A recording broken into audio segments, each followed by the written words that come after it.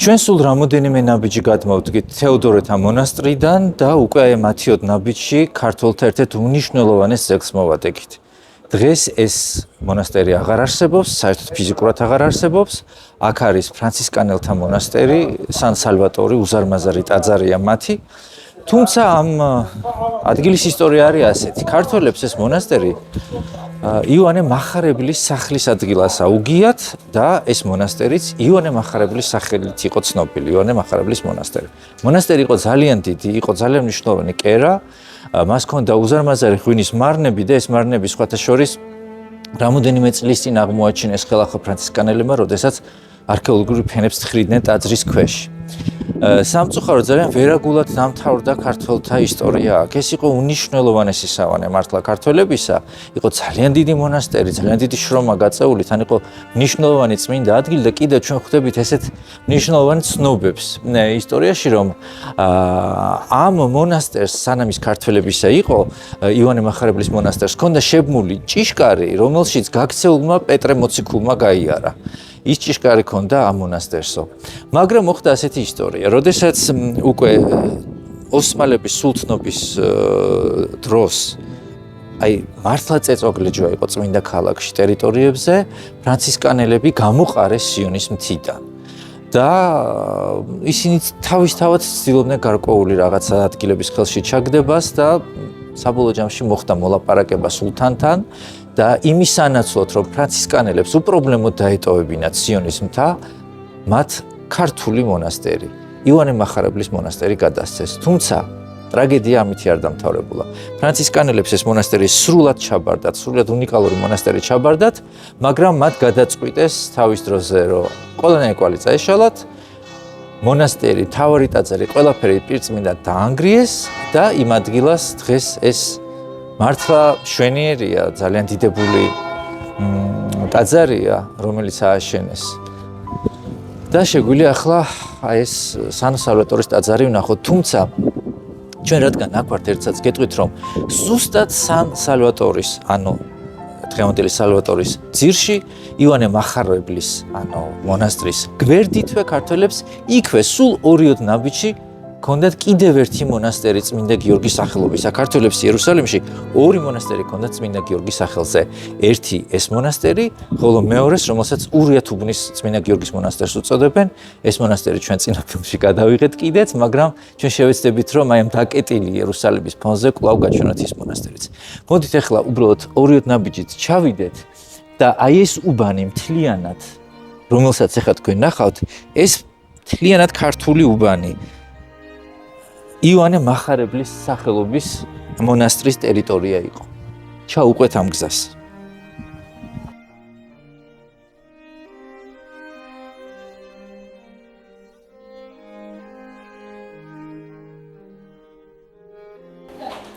ჩვენ ახლა ძველი ქართული მონასტრის, ძალიან მნიშვნელოვანი მონასტრის, იოანე მახარებლის სახელობის მონასტრის ტერიტორიაზე ვართ. ეს იყო ქართული უბანი მთლიანად. გვაქვს ჩვენ, აი ხა მინდა აღვნიშნო, კიდევ წყაროები არა მხოლოდ მონასტრებზე, გვაქვს რომ თითო პირსა აქ 60 სახლი აშენებული, აქ სტუმართა მისაღების სახლები აშენებული. მხოლოდ ერთი 60 სახლი რო ავიღოთ, რამხელა ტერიტორია იყო ხო ძველი ქალაქისთვის და ქართველებს ჰქონდათ ასევე სახლები. სახლები, სადაც მომლოცველები ცხოვრობდნენ და ეხლა ჩვენ უკვე შევდივართ არა, ეს ტერიტორიაც იოანე მახარებლის მონასტრის იყო და ეხლა უბრალოდ ჩვენ შევდივართ დღევანდელ სან სალვატორის ტერიტორიაზე, სადაც ქართული ტაძარი იდგა. მოდით შევიდეთ ეხლა და ვნახოთ დღეს რა იქ.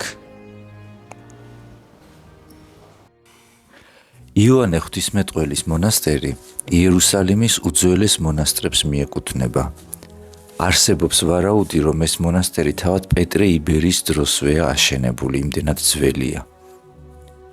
სამწუხაროდ მონასტერს ძალიან მძიმე და რთული ისტორია ჰქონდა. ეს ქართველების ერთ-ერთი დიდი მონასტერი იყო, რომელიც იბერთა უბანში იდგა. თუმცა შემდეგ გადის დრო და ქართველები მონასტერს კარგავენ, მაგრამ კარგავენ როგორ? როდესაც ლათინები შემოდიან იერუსალიმში, ისინი ცდილობენ ადგილი დაიმკვიდრონ, თუმცა ძველი ქალაქის შიგნით მათთვის ადგილი არ გამოიძებნა. ლათინები დროის გარკვეული პერიოდით სიონის მთაზე მკვიდრდებიან, თუმცა ეს დიდხანს არ გასტანს და იქედანაც გამოყრიან მათ. ლათინები მიდიან საჩივრის სულთანთან. ძირითადად იმ პერიოდში ასე ხდებოდა, ვინც გაურიგდებოდა ან მოისყიდავდა სულთანს, შემდეგ ჩაიგდებდა რაღაც ტერიტორიას ხოლმე ხელში. სწორედ ასე ლათინებმა სიონის მთის ეკლესიის სანაცვლოდ მოითხოვეს ქართველთა იოანე ღვთისმეტყველის მონასტერი.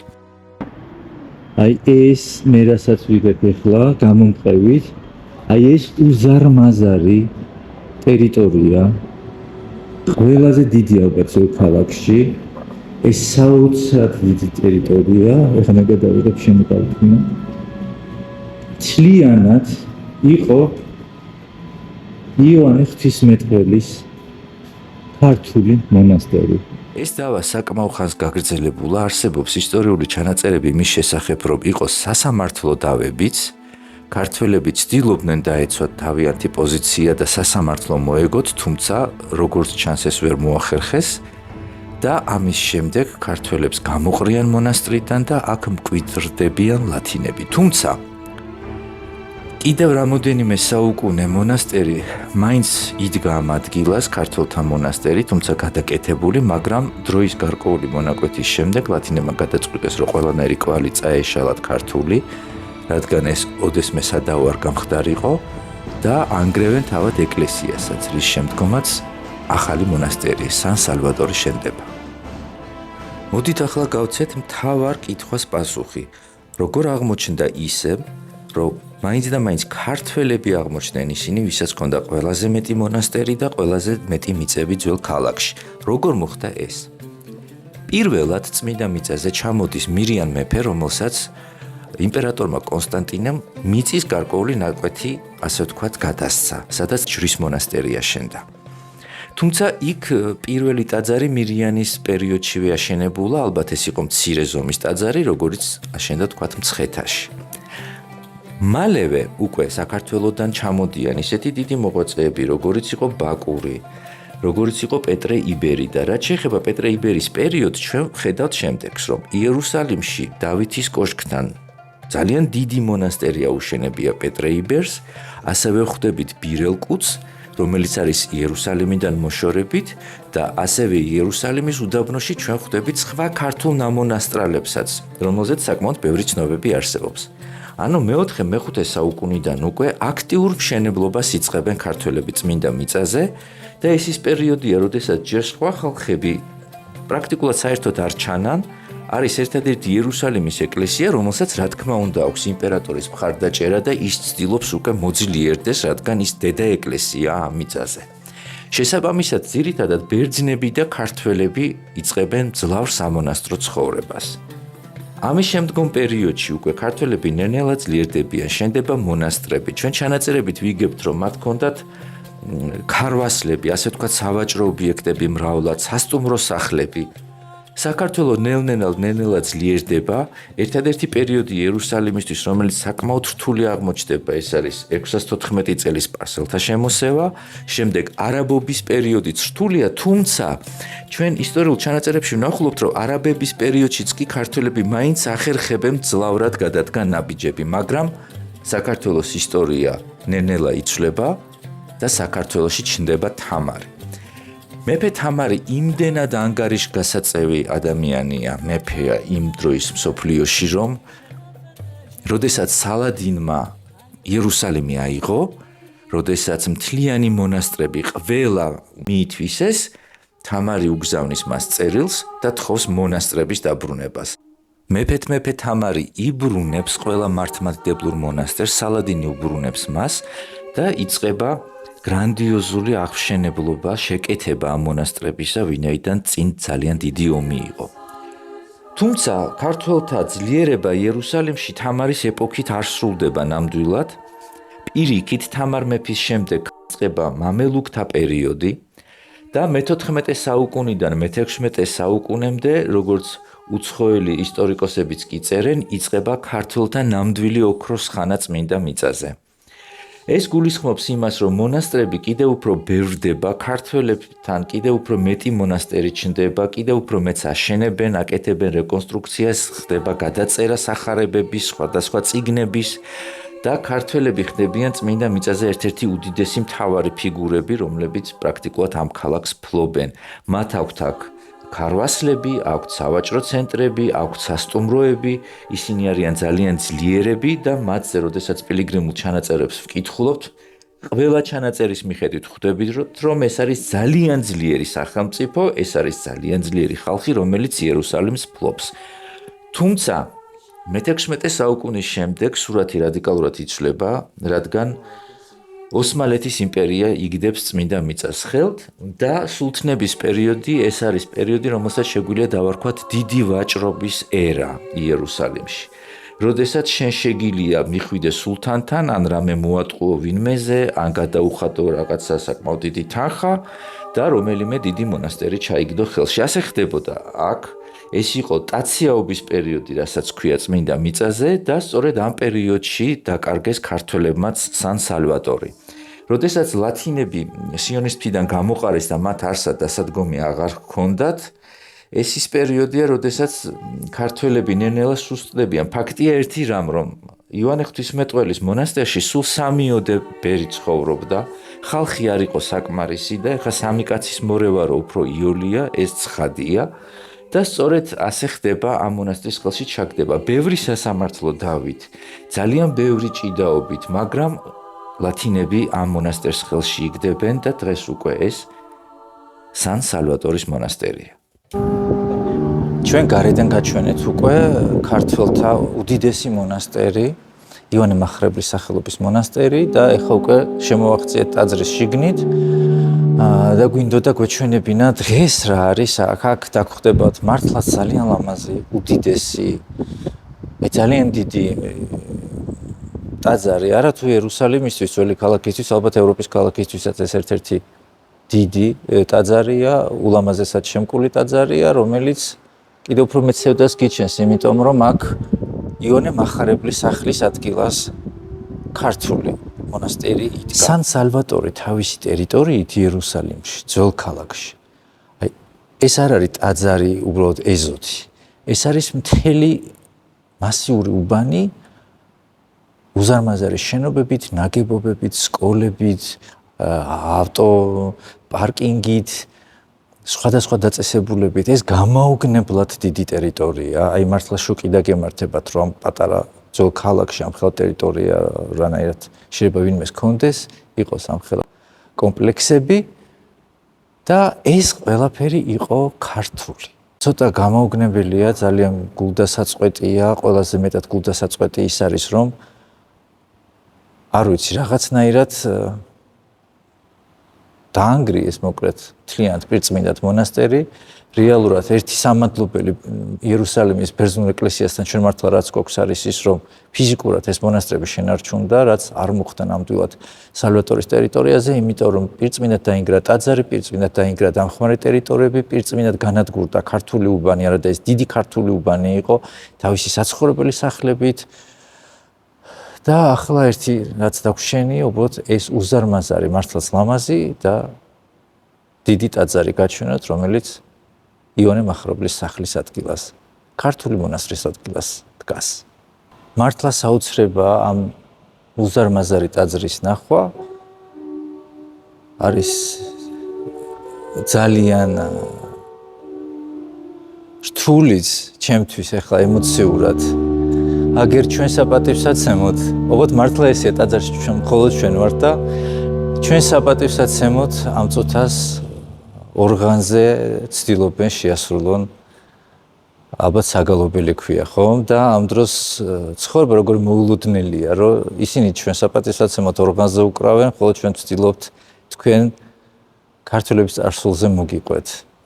მხოლოდ საკურთხეველი რამხელა აქ ამ ტაძარს ხო ხედავთ და მართლა ემოციებს ვერ დამალავთ, როდესაც აქ მოხვალთ ამ ტაძრის მასშტაბზე არ არის მხოლოდ საუბარი, აქ არის იმ მასშტაბზე საუბარი, რა ტერიტორიაც წეგანაც ვთქვი და ისევ გავიმეორებ, იოანე ღვთისმეტყველის მონასტერს ეჭირა.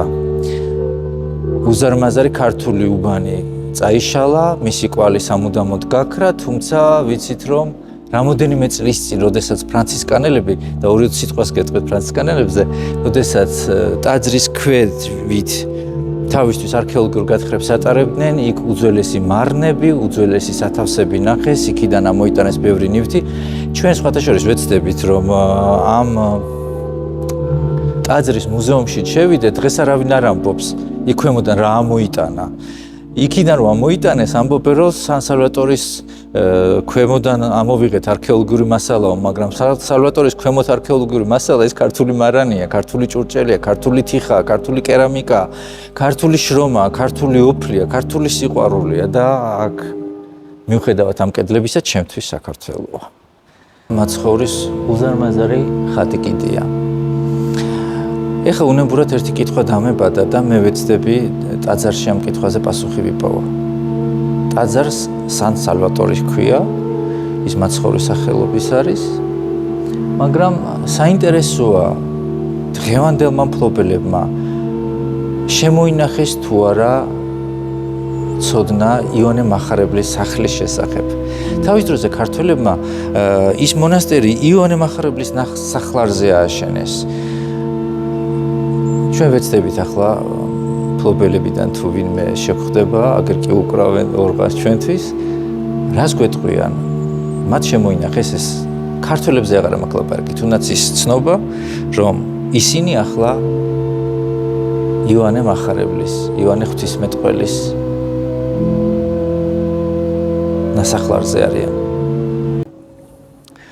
გამოვედით ახლა ტაძრიდან, სან-სალვატორიდან, ვართ მის ეზოში, ანუ ქართული მონასტრის ეზოში და სიმართლე რომ გითხრათ, ეხლა გამოვედი იმაზე უფრო გულდაწყვეტილი, ვიდრე შევედი. რაღაცა კურიოზულია ეს ისტორია, თუმცა სასაცილო აქ არაფერი არ არის, მაგრამ უკეთ მოგიყვებით რა მოხდა ტაძრის შიგნით. ცხადია ახლა აქ რომ ვინმესთვის მეკითხა რომ თქვენი ტაძარი ქართული მონასტრის ადგილას დგას, თქო აღარ უნდათ ამათ მთელი უბანი აქვს წაღებული, არათუ ტაძარი, მაგრამ ცოტა სხვანაირად დავსვი კითხვა. ბედად შემოვიდა აქაური მსახური და ვკითხე ასეთი რამ, რომ წიგნებში მეთქი, ძალიან ესე მარტივად ვკითხე გულობ, ძალიან მისახვედრი რო არ ყოფილიყო. წიგნებში მეთქი წერია თქო და ეს მართლა ძალიან ბევრ ლიტერატურაში წერია, საერთოდ ქართველები რომც არ ახსენო, ისეთ ლიტერატურაში წერია, რომ აქ იონე მახარებლის სახლი იყო. და ვკითხე, რომ წიგნებში ვნახე მეთქი, რომ ამ ტერიტორიაზე თქო, ამ ტაძრის ადგილას იონე ღვთისმეტყველის სახლი იდგა თქო და აი ფილმებში რომ გინახავთ ხო მიცით ესე იჯდა ეს კაცი, არ ვქილიკო უბრალოდ მინდა სურათი აქ გიწეროთ, ესე იჯდა კალთაშხილებით ჩაიწყო, ესე გაიღიმა, ზემოთ აიხედა და ესექნა თვალებით და მე მართლა მაინტერესებდა გულწრფელად ვიფიქრე რომ თუ აქ შემორჩენილია რაღაც არქეოლოგიური ფენა, როგორც ვთქვათ, შეინარჩუნა ეს იერუსალიმის ეკლესია, მას სხვა ეკლესიებმა ძველი ფენები, შეიძლება აქაც ყოფილიყო და გაჩვენებდით იონე ღვთისმეტყველის ნასახლარს და პასუხი იყო სრულიად მოულოდნელი. 25 წელი აქ ვსახურობო და არც გამიგიაო, რომ აქ იონე ღვთისმეტყველის სახლი იყოვო. მერე რომ მიხვდა, რომ თქვა ცოტა ესე ჟღერდა ეს ყველაფერი და არ ჩვენ ვიყავით პატარები, მე ესე დაამატა. იქნებ ახალგაზრდა სტუდენტები ნახოთო, ისტორიის ფაკულტეტზე ვინც სწავლობენო, იმათ მოახალ აღმოჩენებზე რაღაცები იციან ხოლმეო და იმათ იცოდნენ რამეო. შენ მამაცხონებულო, როგორ არა ვთქვა, რა სტუდენტი მინდა. ძველ იერუსალიმზე, სადაც წიგს გადაშლი, ეს იყო ქალაქის გარეთა ნაწილი, ანუ ძველი ქალაქის გარეთა ნაწილი, რომლის გარშემოც იყო სახლები. და ზოგადად ისტორიაში ცნობილია, რომ ამ ადგილას, სან-სალვატორის ადგილას, სულ ქართველები ამოშანთო, ის მაინც დატოვე, რომ იონე ღვთისმეტყველის სახლი იყო, მაგრამ ამ კაცმა ისიც ხო იცის, რომ თუ აქ იმას ახსენებს, რომ იონე ღვთისმეტყველის სახლი იყო, იონე ღვთისმეტყველის სახლის ადგილას ქართული მონასტერი იდგა. ესე იგი, რა გამოვიდა აქედან, რადგინდა მონასტერი თუ ისტორიის გახსენების შიშით მაცხოვრის ყველაზე ძვირფასი ადამიანის ამ ქვეყნად. იონე ღვთისმეტყველის სახლისა და სახელის ხსენებაც გაგიჭირდება კი არა და ვერ შეძლებ. ეს არ არის პირველი შემთხვევა აქ, ზოგადად, როდესაც ჩდება კამერა, თუნდაც ტელეფონი, როდესაც რამეს იღებ, აქ ჩნდება პანიკა. აქ არა, ზოგადად. ძველ ქალაქში, რომ რატომ აინტერესებს სწორედ ამის გამო ვერ შეინარჩუნა იერუსალიმმა ქრისტიანობა ბოლომდე. დღეს რაც ხდება იერუსალიმში, ეს აღარ არის დიდებული ქალაქი, როგორსაც ჩვენ წლების წინ ვნახულობდით. ყველაფრის დაგმანვამ, დაჩქმალვამ, მიჩქმალვამ, მიტაცებამ საბოლოო ჯამში ქრისტიანობა დააზარალა. თორე ამ ქვეყნად არავინ არ რჩებით და იერუსალიმმა ერთი რამ იცის. აქ არავის ძვალიც კი არ რჩება არქეოლოგიურ ფენაში. ეხლა დაგემშვიდობებით ამ მონასტერში და მოდი გზა გარეთ გავაგრძელოთ.